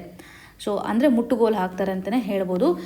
ಇದರೊಂದಿಗೆ ರಿಕವರಿ ಮಾಡಲಿಕ್ಕೆ ಟ್ರೈ ಮಾಡ್ತಾರೆ. ಇವಾಗ ಆ ಒಂದು ಪ್ರಾಪರ್ಟೀಸ್ಗಳನ್ನು ಮಾರುವಂಥದ್ದಾಗಲಿ ಅಥವಾ ಏನು ಅದರ ಒಂದು ವ್ಯಾಲ್ಯೂ ಇರುತ್ತಲ್ಲ, ಸೊ ಅದರ ಆಧಾರದ ಮೇಲೆ ರಿಕವರಿ ಮಾಡಲಿಕ್ಕೆ ಪ್ರೊಸೆಸನ್ನು ಸ್ಟಾರ್ಟ್ ಮಾಡ್ತಾರೆ ಅಂತಲೇ ಹೇಳ್ಬೋದು. ಸೊ ಇವಾಗ ಏನಾಗುತ್ತೆ ಅಂದರೆ ಪರ್ಟಿಕ್ಯುಲರ್ಲಿ ನಾವು ಯಾಕೆ ಕಂಪ್ಲೀಟಾಗಿ ರಿಕವರಿ ಮಾಡಲಿಕ್ಕೆ ಆಗ್ತಾ ಇಲ್ಲ ಅಂತಂದರೆ ಅವರ ಪ್ರಾಪರ್ಟೀಸ್ಗಳು ಏನಿರುತ್ತಲ್ಲ ತುಂಬ ಅಂಡರ್ ವ್ಯಾಲ್ಯೂಡ್ ಇರೋದನ್ನು ನಾವು ನೋಡ್ತಾ ಇದ್ದೀವಿ. ಸೊ ಸರಿಯಾಗಿ ಆ ಒಂದು ಸಾಲಕ್ಕೆ ಸಂಬಂಧಪಟ್ಟಂತೆ ಮೀಟ್ ಆಗದೆ ಇರುವಂಥದ್ದನ್ನು ಸಹ ನೋಡ್ತಾ ಇದ್ದೀವಿ ಅಂತ ಹೇಳ್ಬೋದು. ಬಟ್ ಇಲ್ಲಿ SBIಯಲ್ಲಿ ಸಾಕಷ್ಟು ರಿಕವರಿ ಆಗಿರೋದನ್ನು ನೋಡ್ತಾ ಇದ್ದೀವಿ ಬಿಕಾಸ್ ಆಫ್ ಅರ್ಲಿ ಇನ್ವೆಸ್ಟಿಗೇಷನ್ ಅಥವಾ ಅರ್ಲಿ ಆ್ಯಕ್ಷನ್ ಅಂತಲೇ ನಾವಿಲ್ಲಿ ಕನ್ಸಿಡರ್ ಮಾಡ್ಬೋದು. ಸೊ ಈ ಒಂದು ಹಂತದಲ್ಲಿ ಎಕ್ಸಾಮಿನೇಷನ್ ಪರ್ಸ್ಪೆಕ್ಟಿವಲ್ಲಿ ಸಿಂಪಲ್ ಆಗಿ ಕೇಳುವಂತಹ ಕ್ವಶನ್ ಏನಿರ್ಬೋದು ಅಂದರೆ 2018ರ ಒಂದು ಆ್ಯಕ್ಟ್ ನಮಗೇನು ಹೇಳುತ್ತೆ, ಬಹುಮುಖ್ಯವಾಗಿ ಫಿಜಿಟಿವ್ ಎಕನಾಮಿಕ್ ಅಫೆಂಡರ್ಸ್ ಅಂದರೆ ಯಾವ ರೀತಿಯಾಗಿ ನಾವು ಟೈಟಲ್ನ ಕೊಡ್ತೇವೆ, ಯಾರು ಈ ಒಂದು ಲಾನ ಇಂಪ್ಲಿಮೆಂಟ್ ಮಾಡ್ತಾರೆ, ಈ ರೀತಿಯಂಥ ಕ್ವಶನ್ಸ್ಗಳು ಇಂಪಾರ್ಟೆಂಟ್ಲಿ ನಮಗೆ ಪ್ರಿಲಿಮ್ಸ್ ಪರ್ಸ್ಪೆಕ್ಟಿವಲ್ಲಿ ಸಹಕಾರಿ ಆಗುತ್ತೆ ಅಂತಲೇ ಕನ್ಸಿಡರ್ ಮಾಡ್ಬೋದು. ಇನ್ನು ಮುಂದಿನದಾಗಿ taking the leap, discriminatory provisions that impede lives of those with leprosy must go ಅಂತ ಕಾಣ್ಬೋದು. ಈ ಒಂದು ಇಶ್ಯೂ ನಮಗೆ GS ಪೇಪರ್ 2 ನಡಿನಲ್ಲಿ ಪರ್ಟಿಕ್ಯುಲರ್ಲಿ ಹೆಲ್ತ್ ಇಶ್ಯೂಸ್ಗೆ ಸಂಬಂಧಪಟ್ಟಂತೆ ಗಮನ ಹರಿಸ್ಬೋದು. ವಲ್ನರಬಲ್ ಸೆಕ್ಷನ್ಗೆ ಸಂಬಂಧಪಟ್ಟಂತೆ ಈ ಒಂದು ಇಶ್ಯೂನ ನಾವು ಕಾಣ್ಬೋದು. ನೀವು ಇಲ್ಲಿ ಅರ್ಥ ಮಾಡ್ಕೊಳ್ಳಿ, ಸುಪ್ರೀಂ ಕೋರ್ಟ್ ಒಂದು ಡೈರೆಕ್ಷನನ್ನು ನೀಡ್ತಾ ಇದೆ. ಫೈನಲ್ ಜಡ್ಜ್ಮೆಂಟನ್ನು ಕೊಟ್ಟಿಲ್ಲ, ಬಟ್ ಎಕ್ಸಾಮಿನೇಷನನ್ನು ಮಾಡಲಿಕ್ಕೆ ಮುಂದಾಗಿರೋದನ್ನು ನಾವು ಕಾಣ್ಬೋದು. ಇಲ್ಲಿ ಸಾಕಷ್ಟು ಪಿಟಿಷನ್ಸ್ಗಳು ಸುಪ್ರೀಂ ಕೋರ್ಟ್ಗೆ ಬಂದಿದೆ. ಏನಿದೆ ಇಶ್ಯೂ ಅಂತ ನೋಡೋಣ. ಇಲ್ಲಿ ಲ್ಯಾಪ್ರೋಸಿಯಿಂದ ಅಫೆಕ್ಟ್ ಆಗಿರ್ತಕ್ಕಂಥ ವ್ಯಕ್ತಿಗೆ ಸೆಂಟ್ರಲ್ ಗೌರ್ಮೆಂಟ್ ಹಾಗೂ ಸ್ಟೇಟ್ ಗೌರ್ಮೆಂಟಲ್ಲಿ ಸೇರಿ ಎಲ್ಲ ಒಟ್ಟಾರೆಯಾಗಿ 97 ಲಾಸ್ಗಳು ಒಂದು ಡಿಸ್ಕ್ರಿಮಿನೇಷನನ್ನು ಕ್ರಿಯೇಟ್ ಮಾಡ್ತಾ ಇದೆ ಅಂತ. ಯಾರು ಇವಾಗ ಲೆಪ್ರೋಸಿಯಿಂದ ಬಳಲ್ತಾ ಇದ್ದಾರಲ್ಲ ಆ ವ್ಯಕ್ತಿಗೆ ಸಂಬಂಧಪಟ್ಟಂತೆ ಇಶ್ಯೂ ಇದೆ. ಡಿಸ್ಕ್ರಿಮಿನೇಟರಿ ಪ್ರೊವಿಷನ್ಸ್ಗಳನ್ನು ಕಾಣ್ತಾ ಇದ್ವಿ. ಹಾಗಿದ್ರೆ ಈ ಒಂದು ಡಿಸ್ಕ್ರಿಮಿನೇಟರಿ ಪ್ರೊವಿಷನ್ಸ್ ಅಂದರೆ ಏನು? ಈಗ ಸುಪ್ರೀಂ ಕೋರ್ಟ್ ಹೇಳ್ತಾ ಇದೆ ಈ ಎಲ್ಲ ಡಿಸ್ಕ್ರಿಮಿನೇಟರಿ ಪ್ರೊವಿಷನ್ಸನ್ನು ತೆಗೆದು ಹಾಕಬೇಕು ಅಂತ. ಸೊ ಕಾನೂನಿನ ದೃಷ್ಟಿಕೋನದಲ್ಲಿ ಲ್ಯಾಪ್ರೋಸಿಯಿಂದ ಬಳಲ್ತಾ ಇರತಕ್ಕಂಥ ವ್ಯಕ್ತಿಯನ್ನು ಟ್ರೀಟ್ ಮಾಡುವಂತಹ ವೇ ನೋಡುವಂಥದ್ದಾದರೆ ವೆರಿ ಡೇಂಜರಸ್ ಅಂತ ಕನ್ಸಿಡರ್ ಮಾಡ್ತಾರೆ. ಅದನ್ನು ಯಾವುದೇ ರೀತಿಯಾಗಿ ಕ್ಯೂರ್ ಮಾಡಲಿಕ್ಕಾಗಲ್ಲ, ಇನ್ಕ್ಯೂರಬಲ್ ಕಂಟೆಕ್ಸ್ಟ್ ಅಂತ ನೋಡ್ತಾರೆ. ಅದು ಹೈಲಿ ಕಂಟೇಜಿಯಸ್ ಅನ್ನುವಂಥದ್ದಾಗಿ ನೋಡ್ತಾರೆ. ಒಬ್ಬರಿಂದ ಒಬ್ಬರು ಹರಡ್ತಕ್ಕಂಥ ಸಾಧ್ಯತೆ ಜಾಸ್ತಿ ಇದೆ ಅನ್ನುವಂಥ ನಿಟ್ಟಿನಲ್ಲಿ ಸಹ ಲಾಸ್ಗಳು ಟ್ರೀಟ್ ಮಾಡ್ತಾ ಇದ್ದಾವೆ. ಈ ಒಂದು ಹಂತದಲ್ಲಿ ಲಾ ಅಂತ ಬಂದಾಗ ಪರ್ಟಿಕ್ಯುಲರ್ಲಿ ಇವಾಗ ನೋಡಿ, ಪಬ್ಲಿಕ್ ಟ್ರಾನ್ಸ್ಪೋರ್ಟ್ ಅಂತ ಇರುತ್ತಲ್ಲ, ಅಲ್ಲಿ ಅವ್ರಿಗೆ ಸರಿಯಾದಂಥ ಒಂದು ಆಕ್ಸೆಸಿಬಿಲಿಟಿ ಇರೋದಿಲ್ಲ. ಲ್ಯಾಪ್ರೋಸಿಯಿಂದ ಬಳಲ್ತಾ ಇರತಕ್ಕಂಥ ವ್ಯಕ್ತಿ ಇವತ್ತು ಬಸ್ಸಸ್ಗಳಲ್ಲಿ ಹೋಗೋದಾಗಲಿ, ಟ್ರೈನ್ಗಳಲ್ಲಿ ಹೋಗೋದಾಗಲಿ ಅಥವಾ ಪಬ್ಲಿಕ್ ಸ್ಪೇಸಲ್ಲಿ ಹೋಗೋದಾಗಲಿ, ಇವಿಗೆ ಸಂಬಂಧಪಟ್ಟಂಥ ರೆಸ್ಟ್ರಿಕ್ಷನ್ಸ್ಗಳನ್ನು ನಾವು ಕಾಣ್ತಾ ಇದ್ದೀವಿ. ಅಥಾರಿಟೀಸ್ಗಳು ಪ್ರಿವೆಂಟ್ ಮಾಡ್ತಾರೆ. ಸೊ ಇದಕ್ಕೇನು ಹೇಳ್ಬೋದು ನಾವು, denial of access to the public transport ಅಂತ ಹೇಳ್ಬೋದು. ಇದರಿಂದ ಏನಾಗುತ್ತೆ, ಫ್ರೀಡಮ್ ಆಫ್ ಮೂಮೆಂಟನ್ನು ಕಿತ್ಕೊಂಡಂಗೆ ಆಗುತ್ತೆ, ಈಕ್ವಾಲಿಟಿಯನ್ನು ಸಹ ಕಿತ್ಕೊಂಡಂಗೆ ಆಗುತ್ತಲ್ಲ. ಇವೆರಡು ಕ್ವಶನ್ ಮಾರ್ಕನ್ನು ಇಲ್ಲಿ ನಾವು ಗಮನ ಹರಿಸ್ಬೋದು. ಈವನ್ ಪಬ್ಲಿಕ್ ಪ್ಲೇಸಸ್ ನಡಿನಲ್ಲೂ ಸಹ ಪರ್ಟಿಕ್ಯುಲರ್ಲಿ ಇವಾಗ ಮಾರ್ಕೆಟ್ಸ್ ಆಗಿರ್ಬೋದು, ಪಬ್ಲಿಕ್ ಆಫೀಸಸ್ ಆಗಿರ್ಬೋದು, ಕಮ್ಯುನಿಟಿ ಏರಿಯಾ ಆಗಿರ್ಬೋದು, ಇವುಗಳೆಲ್ಲನೂ ಸಹ ಅವರನ್ನು ಎಕ್ಸ್ಕ್ಲೂಸ್ ಮಾಡ್ತಾ ಇರೋದನ್ನು ನಾವು ನೋಡ್ತಾ ಇದ್ವಿ. ಇದು ರೈಟ್ ವೈಲೇಷನ್ ಆಗುತ್ತೆ ಅಂತಲೇ ಹೇಳ್ಬೋದು. ಈವನ್ ಎಲೆಕ್ಷನಲ್ಲಿ ಕಂಟೆಸ್ಟ್ ಮಾಡಲಿಕ್ಕೆ ಅಲೌ ಮಾಡೋದಿಲ್ಲ. ಇವಾಗ ಸಾಕಷ್ಟು ಸ್ಟೇಟ್ ಪಂಚಾಯತಲ್ಲಿ, ಮುನ್ಸಿಪಾಲಿಟಿ ನಡಿನಲ್ಲಿ ನೋಡಿದಾಗ ಲೋಕಲ್ ಬಾಡಿ ಎಲೆಕ್ಷನ್ ಅಂತ ಬಂದಾಗ ಪರ್ಸನ್ ಯಾರು ಇವಾಗ ಲೆಪ್ರೋಸಿಯಿಂದ ಬಳಲ್ತಾ ಇರ್ತಾರಲ್ಲ ಅವ್ರನ್ನ ಡಿಸ್ಕ್ವಾಲಿಫೈ ಮಾಡ್ತಾ ಇರೋದನ್ನು ನಾವು ನೋಡ್ತಾ ಇದ್ವಿ. ಸೊ ಡಯಾಗ್ನೋಸ್ ಆಗಿದ್ದರೆ ಅವ್ರಿಗೆ ಲೆಪ್ರೋಸಿ, ಅವರನ್ನು ಆಟೋಮೆಟಿಕ್ಲಿ ಡಿಸ್ಕ್ವಾಲಿಫೈ ಆಗ್ತಾ ಇರೋದನ್ನು ನೋಡ್ತಾ ಇದ್ವಿ. ಇದೊಂದು ಡಿಸ್ಕ್ರಿಮಿನೇಟರಿ ಪ್ರೊವಿಷನ್ ಅಂತಲೇ ಹೇಳ್ಬೋದು. ಹಾಗೇನು ಇವಾಗ ಪರ್ಸನಲ್ ಲಾ ಅಂತ ಬಂದಾಗ ವಿಚ್ಛೇದನವನ್ನು ಕೊಡ್ತಕ್ಕಂಥ ಸಂದರ್ಭದಲ್ಲಿ ಹಿಂದೂ ಕ್ರಿಶ್ಚಿಯನ್ ಮ್ಯಾರೇಜ್ ಲಾ ನಡಿನಲ್ಲಿ ಇದೊಂದು ಗ್ರೌಂಡ್ ಆಗಿ ಕನ್ಸಿಡರ್ ಮಾಡ್ತಾರೆ. ಲ್ಯಾಪ್ರೋಸಿ ಏನಾದರೂ ಇದ್ದರೆ ಆರಾಮಾಗಿ ಡಿವೋರ್ಸ್ ಕೊಡಲಿಕ್ಕೆ ಸಾಧ್ಯತೆ ಇದೆ. ಕಾನೂನುಗಳಲ್ಲೇ ಮೆನ್ಷನ್ ಮಾಡಿರೋದನ್ನು ನಾವು ನೋಡ್ಬೋದು. ಒಂದು ಗ್ರೌಂಡ್ ಆಗಿ ಕನ್ಸಿಡರ್ ಮಾಡ್ತಾ ಇದ್ದಾರೆ. ಈವನ್ ಎಂಪ್ಲಾಯ್ಮೆಂಟ್ ಅಂತ ಬಂದಾಗ ಇವಾಗ ಒಬ್ಬ ವ್ಯಕ್ತಿ ನಾರ್ಮಲ್ಲಾಗಿ ಇದ್ದಾಗ ಕೆಲಸವನ್ನು ಮಾಡ್ತಾ ಇರ್ತಾನೆ, ಅವ್ನಿಗೇನಾದರೂ ಲೆಪ್ರೋಸಿ ಬಂದರೆ ಈಸಿಯಾಗಿ ಅವ್ರನ್ನ ಟರ್ಮಿನೇಟ್ ಮಾಡ್ತಾ ಇರೋದನ್ನು ನೋಡ್ತಾ ಇದ್ವಿ. ಕೆಲಸದಿಂದ ತೆಗೆದು ಹಾಕ್ತಾ ಇರೋದನ್ನು ನೋಡ್ತಾ ಇದ್ವಿ, ರಿಮೂವ್ ಮಾಡ್ತಾ ಇರೋದನ್ನು ನೋಡ್ತಾ ಇದ್ವಿ. ಇದರಿಂದಾಗಿ ಅವ್ರಿಗೆ ಸಂಬಂಧಪಟ್ಟಂಥ ಹಕ್ಕುಗಳ ಒಂದು ವೈಲೇಷನ್ ಆಗ್ತಾ ಇದೆ ಅಲ್ವಾ. ಈವನ್ ನಾವು ಹಾಸ್ಪಿಟ್ಲ್ ಅಂತ ಹೋದಾಗ ಅಲ್ಲಿ ಆ ಲೆಪ್ರೋಸಿಗೆ ಸಂಬಂಧಪಟ್ಟಂಥ ವ್ಯಕ್ತಿಯನ್ನು ಕಂಪ್ಲೀಟಾಗಿ ಐಸೋಲೇಟ್ ಮಾಡ್ತಾ ಇರೋದನ್ನು ನೋಡ್ತಾ ಇದ್ದೀವಿ. ಇವೆಲ್ಲವನ್ನು ನೋಡೋದಾದರೆ ನಾವು ಡಿಸ್ಕ್ರಿಮಿನೇಟರಿ ಪ್ರೊವಿಷನ್ಸನ್ನು ಕನ್ಸೋಲಿಡೇಟ್ ಮಾಡ್ಬೋದು. ಈ ಒಂದು ಡಿಸ್ಕ್ರಿಮಿನೇಟರಿ ಪ್ರೊವಿಷನ್ಸ್ಗೆ ಇವಾಗ ನಮ್ಮ ಒಂದು ಒಂದು ಸುಪ್ರೀಂ ಕೋರ್ಟ್ ಏನು ಮಾಡ್ತಾ ಇದೆ, ಕ್ವಶನ್ ಮಾರ್ಕನ್ನು ಕ್ರಿಯೇಟ್ ಮಾಡ್ತಾ ಇದೆ. ಸೊ ಇಲ್ಲಿವರೆಗೆ ನಿಮಗೆ ಸ್ಟೋರಿ ಕ್ಲಿಯರ್ ಆಗಿದೆ. ಇವಾಗ ಸುಪ್ರೀಂ ಕೋರ್ಟ್ ಏನು ಹೇಳ್ತಾ ಇದೆ, ಸುಪ್ರೀಂ ಕೋರ್ಟ್ನ ಒಂದು ಕನ್ಸರ್ನ್ ಏನಿದೆ, ಅವರ ಒಂದು ಸ್ಟೇಟ್ಮೆಂಟ್ಸ್ಗಳನ್ನು ನೋಡೋಣ. ನ್ಯಾಷನಲ್ ಹ್ಯೂಮನ್ ರೈಟ್ಸ್ ಕಮಿಷನ್ಗೆ ಒಂದು ಡೈರೆಕ್ಷನನ್ನು ನೀಡ್ತಾ ಇದೆ. ನ್ಯಾಷನಲ್ ಹ್ಯೂಮನ್ ರೈಟ್ಸ್ ಕಮಿಷನ್ಗೆ ಡೈರೆಕ್ಷನ್ ನೀಡ್ತಾ ಇದೆ. ಇಷ್ಟೊಂದು ಲಾಸ್ಗಳು ಪ್ರಾಬ್ಲಮಲ್ಲಿದ್ದಾವೆ, ಕ್ಲಾಸ್ಗಳು ವೈಲೇಷನ್ಸನ್ನು ಮಾಡ್ತಾ ಇದೆ, ಡಿಸ್ಕ್ರಿಮಿನೇಟರಿ ಪ್ರೊವಿಷನ್ಸ್ಗಳು ಇದ್ದಾವೆ ಅಂತ ಒಂದು ಡೈರೆಕ್ಷನನ್ನು ಕೊಡ್ತಾ ಇದೆ. ಬಿಕಾಸ್ ಇದು ರೈಟ್ಸ್ ಇಶ್ಯೂ ಆಗುತ್ತೆ. ಇಲ್ಲಿ ಡಿಸೀಸ್ಗೆ ಸಂಬಂಧಪಟ್ಟಂತೆ ಸೈಂಟಿಫಿಕ್ ರಿಯಾಲಿಟಿ ಏನಿದೆ, ಯಾವ ರೀತಿಯಾಗಿ ಕ್ಯೂರೇಬಲ್ ಇದೆ ಅಂತಲೂ ಸಹ ಹೇಳ್ತಾ ಇದೆ. ಈ ಒಂದು ಡಿಸೀಸ್ ಯಾವ ಒಂದು ಬ್ಯಾಕ್ಟೀರಿಯಾದಿಂದ ಕಾಸ್ ಆಗ್ತಾ ಇದೆ, ಮೈಕ್ರೋ ಬ್ಯಾಕ್ಟೀರಿಯಂ ಲ್ಯಾಪ್ರೆ ಅನ್ನುವಂಥ ಬ್ಯಾಕ್ಟೀರಿಯಾ. ಇದು ಇಂಪಾರ್ಟೆಂಟ್ ನಿಮಗೆ, ಯಾವ ಬ್ಯಾಕ್ಟೀರಿಯಿಂದ ಲ್ಯಾಪ್ರಸಿ ಬರುತ್ತೆ ಅಂತ. ಇವಾಗ ವರ್ಲ್ಡಲ್ಲೇ ಅರ್ಲಿಯೆಸ್ಟ್ ರೆಕಾರ್ಡ್ ಆಗಿರುವಂಥದ್ದನ್ನು ನಾವು ನೋಡಿದಾಗ 2000 BCE ನಡಿನಲ್ಲಿ ಆಗ್ತಾ ಇರುವಂಥದ್ದು. ಭಾರತದಲ್ಲಿರುವಂಥ ಗ್ಲೋಬಲ್ ಬರ್ಡನ್ ಇವಾಗ ಪ್ರಸ್ತುತವಾಗಿ ಇರುವಂಥದ್ದನ್ನು ನೋಡೋದಾದರೆ 57% ಕೇಸಸ್ಗಳನ್ನು ಭಾರತ ಕಾಂಟ್ರಿಬ್ಯೂಟ್ ಮಾಡ್ತಾ ಇದೆ. ಗ್ಲೋಬಲ್ ಕೇಸಸ್ನಲ್ಲಿ ಭಾರತದೊಂದು ಕಾಂಟ್ರಿಬ್ಯೂಷನನ್ನು ನೋಡ್ತಾ ಇದ್ವಿ. ಸೊ ಇಲ್ಲಿ ನಾವು ನೋಡಿದಾಗ ರಿಸ್ಕ್ ಆಫ್ ದ ಡಿಸೀಸಸ್ ಯಾವ ರೀತಿಯಾಗಿರುತ್ತೆ ಅಂದರೆ, ಒಂದು ಪರ್ಟಿಕ್ಯುಲರ್ಲಿ ಜೆನೆಟಿಕ್ ಕಂಡೀಷನನ್ನು ನಾವು ಗಮನಿಸ್ಬೋದು. ಜೆನೆಟಿಕಲಿ ಆಲ್ರೆಡಿ ಪ್ರೀ ಡೆಪಾಸಿಷನ್ ಇದ್ದರೆ, ಮೊದಲು ಜೆನೆಟಿಕ್ ಕೋಡಲ್ಲೇ ಆ ಒಂದು ಡಿಸೀಸ್ ಇದ್ದರೆ ಕ್ಯಾರಿ ಆಗೋದನ್ನು ನೋಡ್ತಾ ಇದ್ವಿ. ಅಥವಾ ಪುವರ್ ಸ್ಯಾನಿಟೇಷನ್ ಅಂತ ನೋಡ್ಬೋದು. ಈ ಒಂದು ಬ್ಯಾಕ್ಟೀರಿಯಲ್ ಇನ್ಫೆಕ್ಷನ್ ಆದರೆ ಆ ಒಂದು ಸಂದರ್ಭದಲ್ಲಿ ಆಗೋದನ್ನು ನಾವು ನೋಡ್ತಾ ಇದ್ವಿ. ಸೊ ಸ್ಯಾನಿಟೇಷನ್ ಆಗಿರ್ಬೋದು, ಜೆನೆಟಿಕ್ ಕಂಡೀಷನ್ಸನ್ನು ನಾವಿಲ್ಲಿ ಗಮನಿಸ್ಬೋದು. ಸೊ ಈ ಒಂದು ಹಂತದಲ್ಲಿ ಮಾಡರ್ನ್ ಮೆಡಿಕಲ್ ಅಂಡರ್ಸ್ಟ್ಯಾಂಡಿಂಗನ್ನು ನಾವು ನೋಡುವಂಥದ್ದಾದರೆ, ಲೆಪ್ರಸಿ ಅನ್ನುವಂಥದ್ದು ಏನಿದೆಯಲ್ಲ, ಇದನ್ನು ಕಂಪ್ಲೀಟಾಗಿ ನಾವು ಕ್ಯೂರ್ ಮಾಡ್ಬೋದು. ಹಾಗೂ ಇನ್ಫೆಕ್ಷಸ್ ಕಂಡೀಷನ್ಸನ್ನು ಸಹ ನಾವು ತಡೆಗಟ್ಟಬಹುದಾಗಿದೆ. ಮಲ್ಟಿ ಡ್ರಗ್ ಥೆರಪಿಯನ್ನು ಕೊಡೋದ್ರ ಮುಖಾಂತರ ಇನ್ಫೆಕ್ಷನ್ ಆಗ್ತಾ ಇರುವಂಥ ಒಂದು ಸ್ಥಿತಿಗತಿಗಳನ್ನು ಸಹ ಈ ಒಂದು ಇಶ್ಯೂಗೆ ಸಂಬಂಧಪಟ್ಟಂತೆ ಕಡಿಮೆ ಮಾಡಬಹುದು. ಅಷ್ಟೇ ಅಲ್ಲದೆ ನ್ಯಾಷನಲ್ ಹ್ಯೂಮನ್ ರೈಟ್ಸ್ ಕಮಿಷನ್ನ ಒಂದು ರೆಕಮೆಂಡೇಷನ್ ಅಂತ ನೋಡೋದಾದರೆ, ಅತಿ ವೇಗವಾಗಿ ನಾವು ಈ ಒಂದು ರೋಗವನ್ನು ಪತ್ತೆ ಹಚ್ಚಬೇಕು ಹಾಗೂ ಸರಿಯಾದ ಸಮಯಕ್ಕೆ ಇದಕ್ಕೆ ಸಂಬಂಧಪಟ್ಟಂಥ ಒಂದು ಚಿಕಿತ್ಸೆಯನ್ನು ಕೊಡಬೇಕು ಅಂತ ಹೇಳ್ತಾ ಇದೆ. ಅರ್ಲಿ ಐಡೆಂಟಿಫಿಕೇಷನ್, ಟೈಮ್ಲಿ ಟ್ರೀಟ್ಮೆಂಟ್ ಅನ್ನುವಂಥದ್ದಾಗಿ ನ್ಯಾಷನಲ್ ಹ್ಯೂಮನ್ ರೈಟ್ಸ್ ಕಮಿಷನ್ ಹೇಳ್ತಾ ಇದೆ. ರಿಹ್ಯಾಬಿಲಿಟೇಷನ್ ಮಾಡಬೇಕು ಪೇಷಂಟ್ಸ್ಗೆ ಸಂಬಂಧಪಟ್ಟಂತೆ, ಎಲ್ಲ ಡಿಸ್ಕ್ರಿಮಿನೇಟರಿ ಪ್ರೊವಿಷನ್ಸ್ಗಳನ್ನು ರಿಮೂವ್ ಮಾಡಬೇಕು ಅನ್ನೋಂಥದ್ದಾಗಿ ಹೇಳುತ್ತೆ. ಹೊಸದಾಗಿರುವ ಒಂದು ಸೆಂಟ್ರಲ್ ಲಾನ ತರಬೇಕು. ಆ ಲಾ ಮುಖಾಂತರ ಏನೇನು ಡೆರೋಗೇಟರಿ ಟರ್ಮಿನಾಲಜೀಸ್ಗಳಿದ್ದಾವಲ್ಲ ಅವುಗಳನ್ನು ಎಕ್ಸ್ಕ್ಲೂಷನ್ ಮಾಡಬೇಕು ಅಂತ. ಡಿಸ್ಕ್ರಿಮಿನೇಟರಿ ಪ್ರೊವಿಷನ್ಸನ್ನು ಕಂಪ್ಲೀಟಾಗಿ ರಿಮೂವ್ ಮಾಡಬೇಕು. ಸಮ್ಟೈಮ್ಸ್ ಇವಾಗ ನೋಡಿ, ಆಧಾರ್ ಅಂತ ಬಂದಾಗ ನಾವು ಫಿಂಗರ್ ಪ್ರಿಂಟ್ ಅಂತ ಕೊಡ್ತೀವಲ್ಲ, ಲೆಪ್ರಸಿ ಎಫೆಕ್ಟ್ ಆಗಿರ್ತಕ್ಕಂಥ ವ್ಯಕ್ತಿಗೆ ಫಿಂಗರ್ ಪ್ರಿಂಟಿಂಗನ್ನು ಕೊಡ್ಲಿಕ್ಕೆ ಆಗೋದಿಲ್ಲ, ನರ್ವ್ ಡ್ಯಾಮೇಜ್ ಆಗಿರುತ್ತೆ, ಈ ರೀತಿಯಂಥ ಇಶ್ಯೂಸ್ಗಳಿರುತ್ತೆ.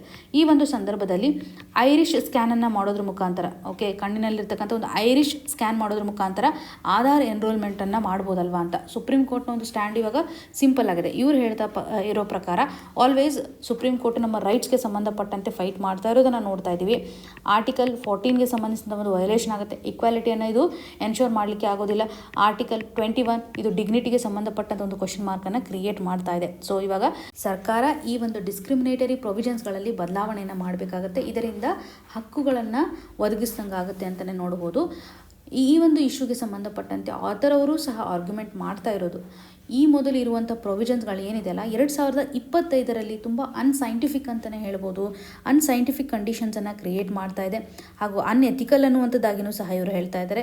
ಜೊತೆಗೆ ಅನ್ಕಾನ್ಸ್ಟಿಟ್ಯೂಷನಲ್ ಅಂತಕ್ಕಂಥ ಒಂದು ಕಂಟೆಕ್ಸ್ಟನ್ನು ಸಹ ಅಡ್ರೆಸ್ ಮಾಡಲಿಕ್ಕೆ ಟ್ರೈ ಮಾಡ್ತಾ ಇದ್ದಾರೆ. ಅರ್ಜೆಂಟ್ ಲೀಗಲ್ ರಿಫಾರ್ಮ್ನ ಒಂದು ಅವಶ್ಯಕತೆ ಇದೆ, ಅವೇರ್ನೆಸ್ನ ಒಂದು ಅವಶ್ಯಕತೆ. ಇದರಿಂದ ನಾವು ಏನು ಮಾಡ್ಬೋದು, ಸೋಷಿಯಲ್ ಸ್ಟಿಗ್ಮಾ ಏನಿದೆಯಲ್ಲ ಈ ಒಂದು ಡಿಸೀಸ್ಗೆ ಸಂಬಂಧಪಟ್ಟಂತೆ ಅದನ್ನು ಹೋಗಲಾಡಿಸಲಿಕ್ಕೆ ಸಾಧ್ಯತೆ ಇದೆ ಅನ್ನುವಂಥ ನಿಟ್ಟಿನಲ್ಲಿ ಅಡ್ರೆಸ್ ಮಾಡ್ತಾ ಇದ್ದಾರೆ. ಇಷ್ಟು ಇನ್ಫಾರ್ಮೇಷನ್ಸ್ಗಳು ನಮಗೆ ಮೇನ್ಸ್ ಹಾಗೂ ಪ್ರಿಲಿಮ್ಸ್ ಪರ್ಸ್ಪೆಕ್ಟಿವಲ್ಲಿ ಬಹುಮುಖ್ಯವಾಗಿ ಸಹಕಾರಿ ಆಗುತ್ತೆ ಅಂತಲೇ ಹೇಳ್ಬೋದು. ಇವತ್ತಿನ ಒಂದು question of the day section ಅಡಿಯಲ್ಲಿ ಭಾರತದ ಒಂದು ರುಪಿ ಡಿಪ್ರಿಷಿಯೇಟ್ ಆಗಿದೆ. ಸೊ ಇದಕ್ಕೆ ಕಾಂಟ್ರಿಬ್ಯೂಟ್ ಮಾಡ್ತಾ ಇರುವಂತಹ ಫ್ಯಾಕ್ಟರ್ಸ್ಗಳು ಯಾವ ರೀತಿಯಾಗಿದೆ, ರುಪಿ ಡಿಪ್ರಿಷಿಯೇಟ್ ಆಗಲಿಕ್ಕೆ ಕಾರಣಗಳು ಯಾವ ರೀತಿಯಾಗಿದೆ ಅಂತ ಮೆನ್ಷನ್ ಮಾಡಿದ್ದಾರೆ. ಸೊ 4 ಆಪ್ಷನ್ಸ್ಗಳಿದ್ದಾವೆ. ಈ 4 ಆಪ್ಷನ್ಸ್ಗಳಲ್ಲಿ ಸರಿಯಾದ ಒಂದು ಉತ್ತರವನ್ನು ಐಡೆಂಟಿಫೈ ಮಾಡೋದ್ರ ಮುಖಾಂತರ ಕಮೆಂಟ್ ಸೆಕ್ಷನಲ್ಲಿ ಮೆನ್ಷನ್ ಮಾಡಿ, ನಿಮ್ಗೆ ಏನೇ ಕನ್ಸರ್ನ್ ಇದ್ರೂ ಸಹ ಕಮೆಂಟ್ನ ಮುಖಾಂತರ ತಿಳಿಸಿಕೊಡಿ ಅಂತ ಹೇಳ್ತಾ ಆಲ್ ದ ವೆರಿ ಬೆಸ್ಟ್. ಧನ್ಯವಾದಗಳು.